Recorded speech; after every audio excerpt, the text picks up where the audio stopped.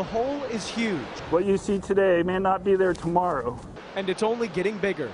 We wouldn't be surprised if by the end of this wet season, much of the lower portion of the spillway has been eroded away.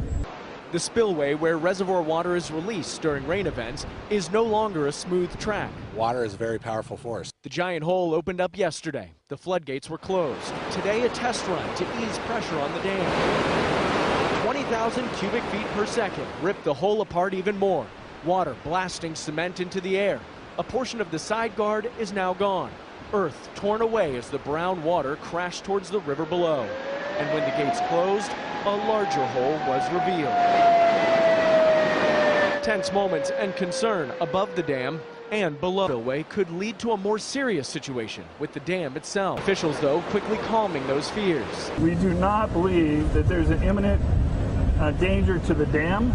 The spillway problem persists, and the water, it must go somewhere. We still have some room to absorb the water coming in.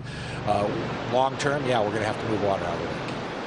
Number of levee breaks along the Cosumnes River at this hour, and a number of homes and streets are flooding, even trapping some people in some areas. Firefighters, friends and neighbors coming together in a sandbag brigade to help keep even more runoff out of this already flooded home. But as water from this swollen Cosumnes River started overflowing its banks, the pressure was too much and the levee gave way. Earlier, Sacramento County Office of Emergency Services warned residents to be prepared, and as expected, the levee started to crumble. It is getting worse, unfortunately. Our levee systems, they were doing their best, but now we are seeing breaches. The rising water not only affecting homes and yards, but even livestock were forced to find higher ground.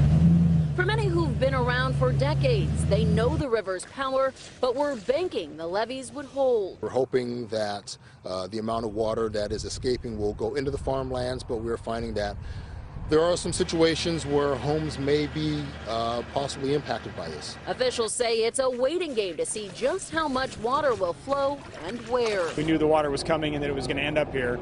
Just where it actually goes and who it floods first and most severe is kind of the unexpected to us. Imagine you're driving on Highway 50 and you run into this, a massive mudslide blocking the road. We have dozens of boulders, large rocks that have come all the way across the highway. Of course, we have lots of trees now down. The tree we see here was sitting 100 feet higher up. It came down in one piece, slid to block the road. Now, the contractors tell me we're looking at 4,000 yards of debris. All of this they have to clean up now, but we did actually find out one car got caught in this. That red car over there was a couple with their dog heading to Tahoe. This caught them by surprise. Luckily, all of them are okay. Now, as far as the cleanup, we've seen the first equipment arrive to tackle this mess. They say it's going to take 24 to 36 hours at best to get this entire highway cleaned. What a difference a day makes. The amount of water flowing into Lake Oroville dropped from 190,000 cubic feet per second to 130,000 in less than 15 hours. A beautiful sunny day without rain allowed that to happen. There was a strong possibility that the water would have come over the top of the emergency spillway, that slope of land next to the controlled spillway. And that's the way this dam was designed. As part of that contingency plan, DWR cleared much of the trees and brush from the emergency spillway. That will reduce the amount of debris that would end up in the lake below and float into the Feather River. Also, they were able to reduce water releases overnight from 65,000 cubic feet per second to 55. The controlled spillway suffered massive erosion, a hole nearly the size of a football field. That sent water off its man-made path, taking land and trees with it. The downstream effects of that turned the Feather River into a mud bath. In downtown Oroville, the Department of Fish and Wildlife moved about 4 million small salmon and steelhead from the Feather River fish hatchery to keep them alive.